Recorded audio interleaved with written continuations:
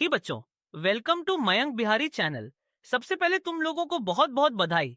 तुम लोग class 12th में आ गए हो और इस साल तुम लोगों के ऊपर बोर्ड्स एग्जाम की जिम्मेदारी भी है। और मुझे विश्वास है कि तुम लोग इस छोटी सी वीडियो को देखकर द लास्ट लेसन स्टोरी को अच्छे से समझ पाओगे। तो चलो शुरुआत करते हैं।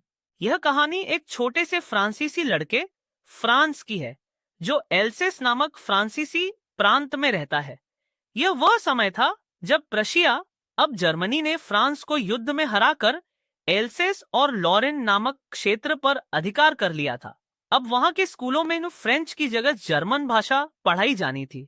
उस सुबह फ्रांस स्कूल जा रहा होता है, लेकिन वह डरा हुआ है क्योंकि उसने फ्रेंच भाषा का व्याकरण वाला पार्ट, पार्टिसिपल्स, ठीक से याद नहीं किया। वह सोचता है कि उसके टीचर एम हमेल उसे डांटेंगे। रास्ते में वह सोचता है कि क्यों स्कूल जाना चाहिए, क्यों ना बाहर की खूबसूरत हवा, पक्षियों की चहचहाहट और सैनिकों की ड्रिल को देखा जाए। लेकिन अंततः वह डर के कारण स्कूल की ओर बढ़ता है। स्कूल का बदला बदला माहौल। जब फ्रांसिस स्कूल पहुंचता है तो वह बहुत हैरान होता है। आमतौर पर स्कूल में शोरगुल और आवाजें होती थीं, लेकिन उस दिन गहरी शांति थी। सभी बच्चे अपनी जगह पर चुपचाप बैठे थे। एम हामिल, जो हमेशा कड़क और सख्त थे, उस दिन शांत और गंभीर थे। उन्होंने अपनी विशेष पोशाक पहनी थी, जो वह केवल विशेष अवसरों जैसे पुरस्कार वितरण या निरीक्षण के दिन पहनते थे। गांव के बुजुर्ग लोग भी आखिरी बेंचों पर चुपचाप बैठे थे। फ्रांस को बिल्कुल समझ नहीं आता कि क्या हो रहा है। एमसी हमिल का बड़ा ऐलान। कुछ देर बाद एम हमिल घोषणा करते हैं, बच्चों, ये मेरी और तुम्हारी आखिरी फ्रेंच क्लास है। सरकार का आदेश है कि अब से सिर्फ जर्मन पढ़ाई जाएगी। यह सुनकर फ्रांस चौंक जाता है। उसे पछतावा होने लगता है कि उसने कभी फ्रेंच को गंभीरता से नहीं लिया। उसे लगता है कि उसने अपनी मातृभाषा के साथ अन्याय किया।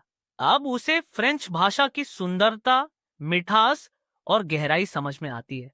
वह पूरी लगन से क्लास में ध्यान देता है।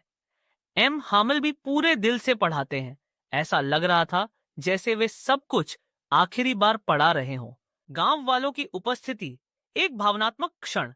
फ्रांस यह भी देखता है कि गांव के बूढ़े लोग जैसे ओल्ड हाउजर, मेयर और पोस्टमास्टर भी क्लास में बैठे हैं।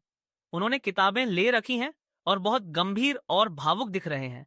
एम हामिल बताते हैं कि ये बुजुर्ग लोग भी इसलिए आए हैं ताकि फ्रेंच भाषा को सम्मान दे सके, पछतावा कर सकें कि उन्होंने कभी सही से नहीं सीखा और आखिरी बार अपनी भाषा से जुड़ सके। एम हामिल भावुक होकर बच्चों और गांव वालों से कहते हैं, हर बार हम कहते हैं कि कल से सीखेंगे, लेकिन अब कल नहीं आएगा। भाषा को भूलना आत्मा को खो देना है। जब कोई जाति अपनी भाषा से जुड़ी रहती है तो वह कभी भी पूरी तरह से गुलाम नहीं बन सकती।